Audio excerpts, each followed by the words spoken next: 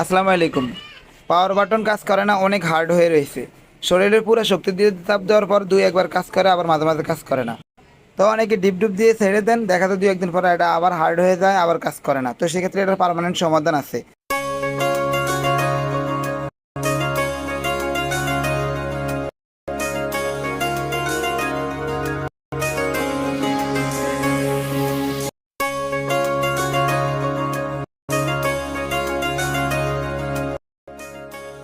তো এই যে একটি ইউবি গ্লু, এটা ব্যবহার করতে পারেন।